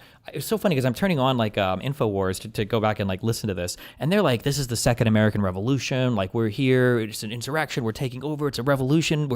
It's the second birth of the United States." And then after Ashley Babbitt dies, like Alex Jones is immediately like, "I saw a lot of Antifa." Oh wait, I think there's even a direct quote. I think it was an Alex Jones quote, or it might have been the guy hosting on InfoWars because Alex Jones was on the ground. He's like, "You can tell that these are real American patriots out here. This isn't Antifa, guys." And then like 5 hours later, Alex Jones was like, "There's a lot of Antifa they got in here. I think they were behind everything and blah blah blah." As soon as they realized that they weren't going to win, it's so crazy. Ugh. This Okay. book, Unhumans, the foreword is by Stephen K. Bannon. That's a good sign. But yeah, dude, we got a lot of work to do for like global liberalism to be restored, because all of these algorithms are tilted against our favor. Elon Musk currently owns X, and X is like like Elon Musk is legitimate. Fuck, I'm a little bit sick. Elon Musk is legitimately using X to push European countries to the right now. So like right-wing populism is really getting popular in Europe, in the United States, and some of this may be. I think liberals need a stronger stance on like a more clarity on immigration in some of these countries as well, so that right wingers aren't able to control the narrative. But yeah, there's like a broader shift towards right wing populism that we have to fight back against, and I think liberalism is the way to go. I think we just need to sort of redefine, not even redefine it, just redefine how we message it. Yeah. And that's the thing. Yeah, and then also we have to be careful when people talk. I highly encourage if you don't know anything about Europe or European immigration or issues related to European countries with specific types of immigration, don't talk about it, because it's very easy to see when, especially like when Constantine, they did this with Hassan, they got him on this. The immigration issues that countries in Europe face is way different than in the United States. And if you try to link these one-to-one with each other, if you're debating anybody knows anything, you're going to get smashed on it. So the issues that we face are very different. Even though the conservatives try to make it sound like it's all the same, it's not. So yeah, I do agree though, that's a different argument that has to be had. But it's hard for European liberalism to be defended, I would imagine, when the big boy American country, the big boy liberal country America is kind of, having issues with liberalism on its own. So, yeah, bro, Russia-Ukraine was a big issue. Like, you got me into that a few years ago, and I've been following that a lot. My entire framework for this war is, like, so far since Trump has gotten into office, he legitimately has given... So Zelensky has given every concession that Trump has asked for since he got into office. Right when Trump got in office, he had the shitty mineral deal that he proposed. And even after he screamed at Zelensky in the Oval Office, Zelensky still agreed to the shitty mineral deal after some negotiation. Then Donald Trump wanted to do a 30-day ceasefire between Russia and Ukraine, and Zelensky laid down his arms. Zelensky was totally fine. Putin kept fucking bombing and kept firing. Then Trump tried to set up a meeting. He tried to set up multiple peace deals, a 28-point peace plan. Every single time Zelensky was the one that was game. He was the one that was down to do it, and Putin was the one that was playing the games. And I don't know if you know Vlad Vexler. He's a YouTuber that uses a lot of really smart frameworks. Yeah. He always says that Trump views Putin as a source of narcissistic supply, in the sense that like I don't think Putin has P-tapes on Trump. A lot of my audience thinks that like Putin's paying Trump off. I don't even think it's blackmail. I just think Trump is so simple that he views Putin as a source of narcissism. He sees something in Putin that he sees in himself. He sees value. And then he looks at Zelensky and he views Zelensky as like, he wears worse clothes. He's kind of got a groveling voice. He's a little bit he's got a smaller country. He's like geographically in a weaker position. So he thinks he can just yell at that person and demean that person while he has to roll out the red carpet for Vladimir Putin. So when you look at it through that framework, he then gives these concessions to Putin, not even concessions, but he only demands concessions from Zelensky and demands no concessions from Putin time and time again. And that's essentially how he's getting fucking dog walked this entire time. Yeah, you have to use like very simple frameworks when analyzing Trump too, because he's so dumb. There's never like a larger picture. And I really do think that narcissism explains a lot of his behavior. Not like clinical narcissism, but just like he's really obsessed with that. He really likes that concept of like a big man. Like in his mind, the president of the United States just basically does everything for the government, and like he doesn't know what Congress is or what they do or whatever, and he can do anything he wants because he's the president of the United States, and he literally got a Supreme Court to sign off on immunity from crimes, for him. So why not? And you can say that you see this sometimes directly in what he says, right? I want my military to treat me the same way that the North Korean military treats their leader. Or for a while he repeated this weird talking point. I know I would bet my whole life to. Sometimes Trump says things and I'm like, Putin just told you this. When Trump started to utter these weird phrases about how like, oh, the borders that we have with Canada are so arbitrary. I'm like, that's 100% that is a Putin talking point. Or this weird thing that he started doing when he was at the Oval Office, or the one where he's got like we'll bring in other foreign leaders and he talks to the press or whatever, where he starts repeating this thing over and over again. Where he's like, for Russiagate, Russiagate, they hunted me and Putin. They came after both of us. Like he sees himself as being one of these great leaders, and he wants to do like big country, big power politics. And, China's always the one winning and ripping everybody off, and everybody's after America, and Russia and Putin is strong and China's strong, and he wants America to be strong, and we should be able to bomb Venezuela the same way that China should be able to maybe take over Taiwan, the same way that Russia should be able to attack Georgia and Ukraine. And Trump he just wants to play like that game because it's all fun and games to him, and it feeds into his ego. How do you reconcile, this is something I've had trouble reconciling a lot, and maybe you won't even agree with the framing of this question, but how do you reconcile Trump being such an idiot on policy and everything like political oriented, but he seems to have decent intuitions on how to play the game? Like he seems to have an intuitive understanding of game theory, even if he doesn't even know what game theory is. Like, I shit you not, this old, decrepit, idiotic guy has outplayed the Democrats like 19 times since I was 14 years old. Like, I've grown up watching him outplay the Democrats, and he's won twice, so he's doing something right. Chuck Schumer and Hakeem Jeffries both have a higher IQ than Donald Trump, but we can both see that there are times when Trump has outplayed Chuck Schumer and Hakeem Jeffries. How do you reconcile Trump being able to, like, win?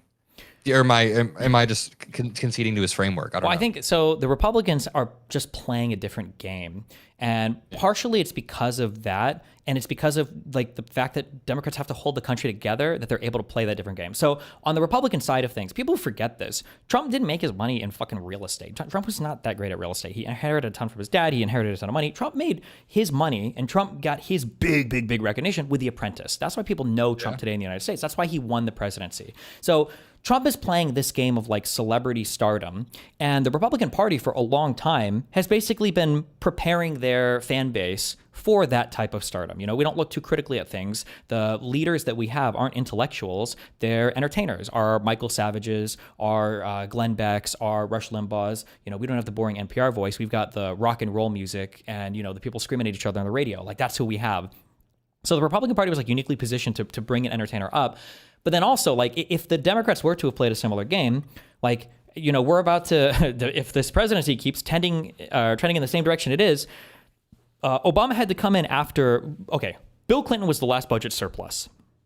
Then we had 8 years of Bush, who had trillions of dollars in the Middle East, all sorts of bad, just disaster. Nice. Yeah. And then bad. Yeah, bad, yeah. And then Bush Jr. caps off his administration with the financial crisis, the global financial meltdown. So Obama has to come in. We have TARP. We've got to deal with all this stuff, you know, bringing the economy back. And then things start to, you know, build back up again. And then after 8 years of Obama, we get Trump. And then after the end of Trump, we have fucking COVID and the mismanagement of that. And everybody hates each other and everything's crazy. We had the largest riots of like U.S. history with BLM and everything else. By the way, I don't know if you know this number or not, but I'm pretty sure 8 of the 10 largest protests in all of U.S. history have occurred during Trump's administrations. So then we have after Trump won, we bring in Biden, who is an amazing bipartisan president, tries his best, despite a historically divided country, passes more bipartisan legislation that we've seen since like the New Deal, just an insane amount of stuff.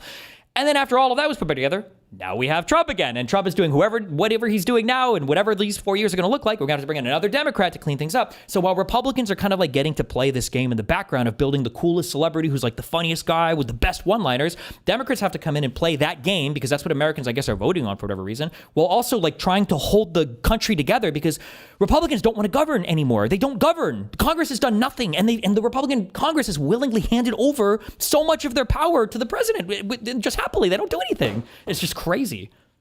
Yeah, I think that like someone, you know who I think would be really hard to debate? You've done a really good job debating him, but I feel like Tim Pool is uniquely hard to debate, not because he's a clever or good or smart debater, but because he's just really shameless. Probably one of the most shameless debaters I've seen out there. Yeah. And he really pisses me off. Like how you feel about Jack Posobiec, I feel about Tim Pool. When I watch him and the way he plays defense and will, like he did this debate with Pisco where he switched his view legitimately within 60 seconds of saying one thing, he said something else. And if you're not like really on your shit and catching him on all of this, then he'll just shamelessly slime around. And he's got a massive audience. Nobody in the audience even notices when he does this. Someone needs to really no. Forget the Pisco one. You are right on that. Oh my God. Beasley? What? Oh yes, it was Beasley. Yes. The Beasley, I was so nervous and upset, and I was like, oh, Beasley doesn't know all this stuff because they're going so hard on all this stuff. And it was so funny that after both of them, Tim was like red in the face. He was like, you don't even know anything about your diamonds, you don't know anything, blah, blah. And then Beasley just like very calmly, like in like 2 minutes, lays out all these facts.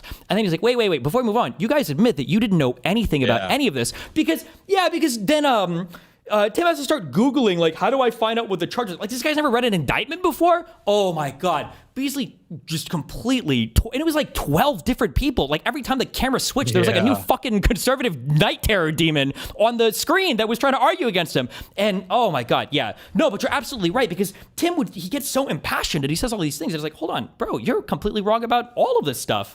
And it's so often like that. Oh my God, I was watching Beasley. He's always taking. Well, that was so good. Yeah, go ahead. I was going to say, like, Tim Pool is the master of bringing up the most obscure shit ever, then pinning you down on it. Like, if you don't know what this riot of 1982 was, and how can you possibly know what's going on in modern day? And I don't know. And then if you try to pin him down, he'll be like, I don't know. I don't have to answer questions. Yeah. I don't know. It's fucked up. It's an asymmetric. That's why I want to start my own debate show. We're starting our own debate show. That's good. And so there's not as much asymmetry in the sphere. The hard thing about that, though, and that's always going to be hard, and the Democrats need to figure out a way to get the fuck over this, because it happened a lot with the misinformation stuff. It will be asymmetrical until the Republicans like wake the fuck up and come back to reality. Like, the problem is, if you try to make any real policy or enforce any real rule set anywhere, the Republicans are always going to complain, because they're always going to be negatively impacted by it, because they have lived in delusional fantasy for so long that any rule set is going to feel biased against them. And you're absolutely right about that Tim Pool stuff. Imagine if I had taken $5 million, even unknowingly, from Israel before it's unspeakable. It's crazy. I get accused of taking 7,000 from Israel. The AIPAC that claim. I don't even know where that. I've heard Nadine do that on Peers a few times. The $7,000 a month, which isn't even compared to the money that flies around for some of these people and the deals they make, is crazy. $4.8 million, and he's like, "Well, that was just a normal deal for me." Oh my god, yeah. Someone needs to come on his show and confront him about that. I know a few people have tried. So Sam Cedar tried. Soy Pill did it too.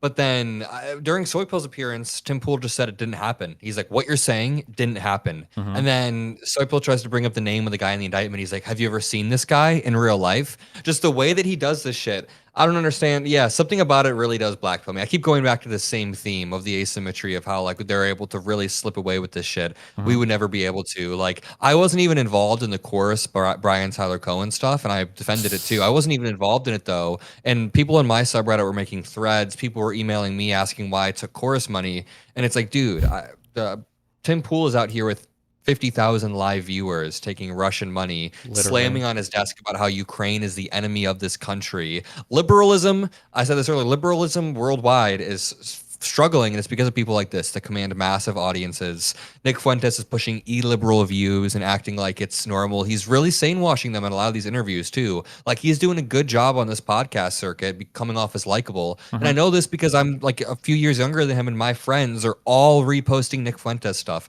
I have a friend from high school who's black and who voted for Kamala because I was trying to get him to. It took months of debating in our friend group chat. Everyone has the friend group chat they debated and shit like that. We were debating and stuff like that. He's apolitical, and now he's always sending me Nick Fuentes shit, and I'm like, oh no. I was just about to say, you got it over Kamala. People should go to you for advice, because the joke I always make is when somebody sends me a clip.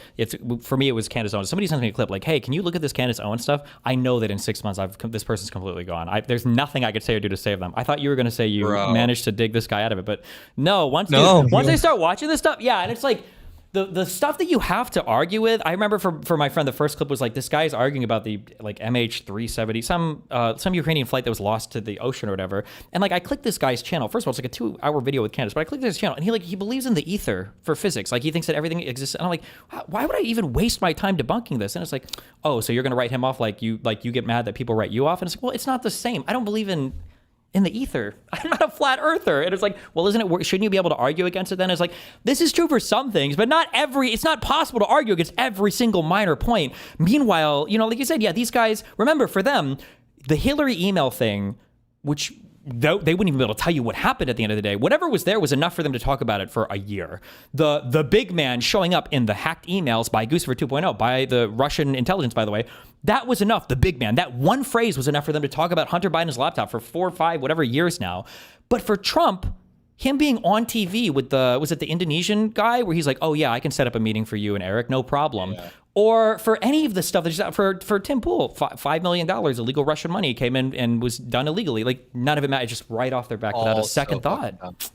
He gets to lie about bringing in $18 trillion. There's a clip of Zuckerberg leaning over and whispering, like, did I throw out the right number? Yeah. And I've seen you debate on this, but my debunking of the entire 18 trillion thing is that he says 18 trillion. When you look at the White House website, it says 8.8 trillion, but none of that is founded by any of these numbers. So like, they're counting bilateral trade with India as like these $500 billion as counting towards this total number. There's no enforcement mechanisms in any of these contracts. Like, if you're going to have a contract that has continuity between administrations, there needs to be some sort of enforcement mechanism. You need to make sure that you're actually getting what you're saying you're getting. Instead, we have countries that are abusing Trump's childlike mentality and throwing out these massive fucking numbers. Like, oh, 500 billion. Did I throw out the right number? 600 billion. Yeah. So you have these crazy numbers, no enforcement mechanism, no actual like signed pages. And There's some examples, like there is an EU framework, there is an EU deal where they lowered tariffs, but if you look at it, it's also fucked up because like tariffs were lower before the deal. We tariffed Switzerland where we already had free trade with them, or we tariffed some countries like South Korea, we already had free trade with them. It's all so fucking dumb. There's so much to debunk, but or the whole auto pen thing where like it's so transparently obvious they just brought this up to try to get rid of Biden's pardons, and there's like zero evidence of any auto pen. Well, the only evidence that exists is that apparently Trump used some on a bunch that he had to resign, but this is just like a totally fabricated, like every now and then a conservative will say something and I'm like, I've never even heard this word before, and I'm like, is this the new thing? And then like the next day every conservative is saying it. It's like, where did this even come from? yeah, we've got a lot of work to do. We got a lot of messaging to do. I've got to start prepping for this interview. I've got in like 15 minutes. But Yeah, we sure should start chatting more about broad debate stuff. Like, I don't know. Let's start doing more debate prep because I really wanna keep pushing in that direction. I like it a lot. Use some of your frameworks and shit. Yeah. Otherwise, you need to leave now, I'm guessing, right? Yeah, I've gotta go prep for this, but Okay. I'll see you at AmFest in 12 days. yeah, we'll chat before that. Let's lib out again soon. Let's do some debate prep together once we get the prompts. We can go back and forth and circle jerk about all the bad shit Trump's done because no one else listens. And no, on a serious note though, I gotta get ready for this interview, and let's chat more in the next week or so before AM Fest. We can do another stream. Thanks a lot. Have fun. Be careful, and good luck with your prep, buddy. Peace out. Bye. See you, brother. Peace out. I don't know, it's my number one lib guy. Okay, real quick, because I'm sorry, I just fucking libbed out so fucking hard. I didn't even talk about this. We have picked a few districts to... Hold on. Basically do, I don't know what the extent of our operations is. It's probably going to depend on, I say R, for National Ground Game, which works alongside, or is a part of, or is alongside the Unfuck America People Z and everything. Hold on. Blah, blah, blah. Okay, here it is, sorry. We started looking through a bunch of districts basically to try to figure out, you know, what are the good districts. Oh, I have it open up here already. I'm just losing it. What are good districts to try to campaign in? I think the goal is to find stuff that can be competitive, but it's like a little bit outside of what the DCCC would be interested in, the official Democratic Party. So the goal, so I think it was basically looking from like anywhere from like +4 to +6 or 7 like districts that swing Republican, that there is a strong candidate that exists there for the Democratic Party that is probably going to be outside of what the Democratic DCC, hold on, I need to figure it. The Democratic Congressional Campaign Committee is willing to support. And these are the guys that we, I think, ended up looking at. We've got Ed Fitzgerald, who is in District 7 of Ohio. These are all, I believe these are all congressional races. We've got Matt Raines from the 1st Congressional District of Montana, and then Emily Burge from the 3rd District of Wisconsin. I think these are the 3 that they're looking at right now. I don't know if Z wants to come on and chat more about this. Do you want to chat more specifically about any of these? Question mark.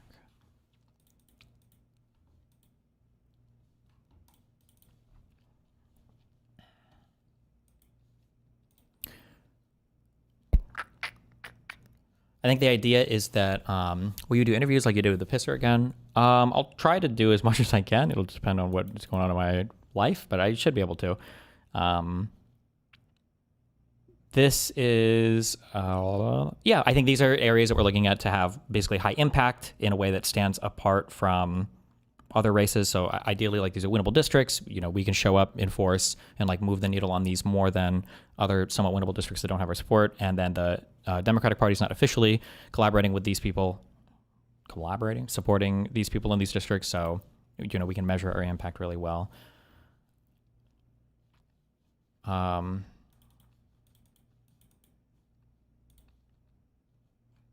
I suck at promoting stuff. That's my promotion. I don't know. What else do you want me to say? What else do you want me to say?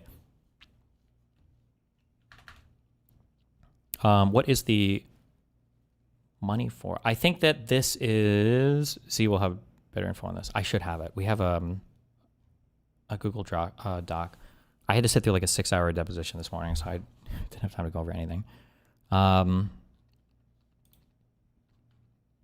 pretty sure it's going to be generally like what we were basically doing before. So it'll be like door knocking, canvassing. I don't know if voter registration is part of this. It might be too late in the thing for that. But it's just basically going to be doing whatever ground related stuff is necessary to, I guess, help these people win their elections, basically. Yeah.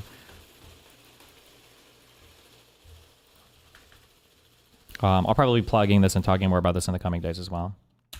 Usually people say D-triple-C. They do. Z says that a lot. I don't give a fuck. Tell us to sub to YouTube as well. Sub to YouTube as well.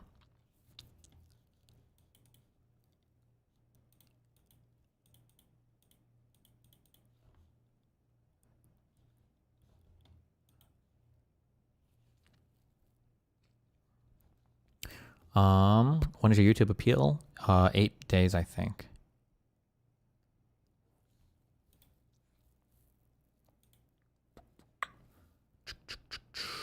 Have you heard of the Fent vaccine? No. What is the goal for us? Do you need volunteers? We'll probably need volunteers when we start doing like official events and everything, I imagine. Oh, shoot! My sandwich got here an hour ago. Hold on.